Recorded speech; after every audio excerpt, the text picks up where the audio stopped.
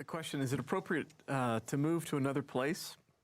In other words, to change churches, to be part of a body of believers that shares your heart and your pursuit of the Lord? And I imagine if so, when? And, that's so hard. Question. Yeah, that's just a couple minutes. one. I might just give you that, lob that softball to you. Yeah. It's a hard one. It's a hard one because for one person, get out. For another person, they need to stay.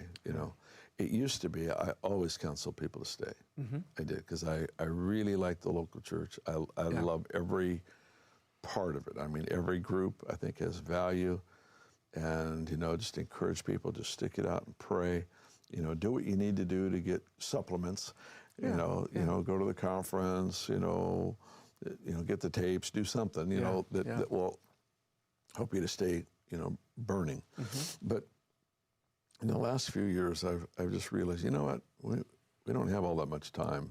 Mm-hmm. For some people, it just might be good just to pack up and move. So it's more case by case, and rather than just a carte blanche, either leave or stay. Not out of principle at all. Yeah. It's case by case. Yeah. The main thing is you've got to hear from the Lord. Right. And there are some people that I've watched through the years. They were ready to go, and it looked hopeless, but they stayed for just that little bit longer. Yeah. Yeah. And then there was a breakthrough. Right. And so I always lean towards that. You just pray. The Lord will make it clear.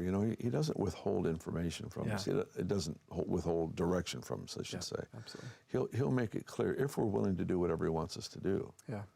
Absolutely. But if there's anger or frustration, that's a real poor way to make a decision. Mm-hmm. It's just better to make it out of a life-giving choice. Yeah. And always try to do it honorably. If the Lord does move somebody, try to do it honorably. But I've just seen where the Lord has moved people. But my preference is still stick it out. Yeah. Stick it out. Be part of the solution. And some folks are here. There's that mindset that says, I'm here to get fed. You're like, well, or you can get fed in your quiet time, and you're hanging out with Jesus every day, in the iPod, in the podcast, and you can actually go to a place and serve. That could be your assignment in that house. That's exactly right. It's not a place to eat. Yeah.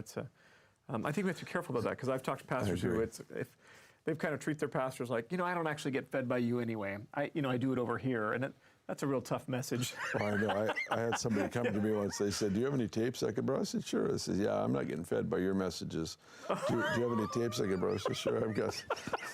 Maybe Hafer and Wimber will help. Yeah. We'll find someone that can help you out. But I think we have to be careful of that. We have that a little bit with just the impact we have. We have to be careful that people don't go to their pastor in another town and begin to treat them like, you're not actually revelating anything that's useful to me. Yeah, I'm just here to serve you. That is a difficult message for a pastor to hear. Yeah, I know. And I know. It might not even be true. It might not be that I've grown, deaf to what somebody's offering. I've grown thankless for what they have in their ministry. Any number of things could be going on, but I probably would say just don't send that weird message to your pastor. That's painful. It's devastating for them. Absolutely. It's just absolutely arrogant. Yeah. Proverbs says that to a hungry man, any bitter thing is sweet. Yeah. But a person is full, even they get tired of honey. Mm-hmm. It gets loathsome. Mm-hmm. So what happens is there's people that remain hungry appreciate whatever they're given. Yeah.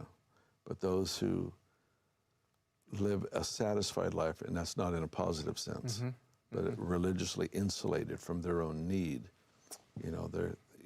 people don't get fed in certain churches. Well, maybe you're designing spiritual Mexican food and you're being served Italian. Yeah. Learn to eat what's being served. If you're part of that house, that's your meal. Yeah. It is a tough one, though. It's challenging. The reason I've changed my view just a little bit is I've watched people stay in a place for 20, 30, 40 years. No change, no progress. They're dying. Yeah. They've been dead for a long time. And they've tried to be faithful. And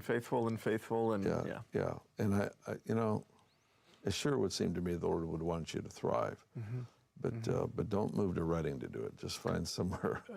Yeah, it's absolutely. I've talked to some folks who've been, they're in churches that are moving with the movement of the Lord, but they've left because there's more momentum here, and they've come to our environment like, And we got a lot of amazing, superstars here already. There's a zillion that come to school and that are in the church, and they were a linchpin key person in their church and in the Bay Area that's just needing hot spots, needing that move, and yet they come here. And we're like, no, you should stay there. Yeah. Be amazing there. Be part of the transformation that's going to happen there. That's hard for folks to do sometimes. They want to come and be part of a momentum. I'm like, I don't know if that's what the Lord's always telling you to do. No, I agree completely.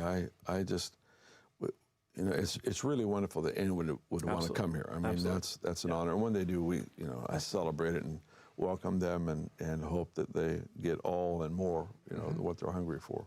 But the answer isn't Reading. The answer is what God is doing around the world to happen in places where it's not happening. Yeah. For the Bay Area to experience their own explosion, for these various places around the world, for them to have their own, place where that just gets shaken, that is able to host the presence in such a way that it changes the climate in their region. And the shift has to go from, Toronto or Reading or wherever, to what God is doing on the earth, and learning how to host that somewhere. It's really easy to join something that has 30 years momentum. It's what's happening in the world right now. It won't take somebody else 30 years to get this momentum. Yeah. It may take a few. Yeah. There's a 100-year revival going on.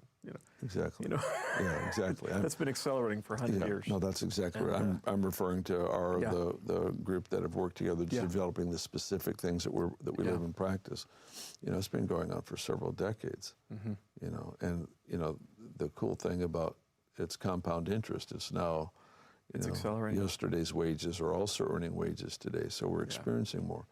But you have to sow into that faithfully for a long period of time. And there are many churches out there that are ready to explode, absolutely explode. We don't need key people leaving. And that's always been your, we don't say it as much. I don't know if we've said on iBethel TV, but one of the mission statements we were considering at some point when we were working on our mission statement was revival through the local church. Yeah. And we had seen terrific parachurch organizations done a great work for God all over the world. And, in the 70s and the 80s was almost the age of the parachurch organization and how successful they were. And yet the local church becoming a thriving hotspot of the Lord's presence is, that's when real revival will take off and multiply like crazy. Yeah, absolutely. I love the local church. I mean, that's the thing for me. Yeah. It's got to be practical in the community of believers. I love the conferences, the conventions, the other things that go on, but that's all supplements. Yeah. The meal is the weekly gathering. Yeah. And that's got to be strong and healthy. So, that makes me happy. Yeah, absolutely. Yeah.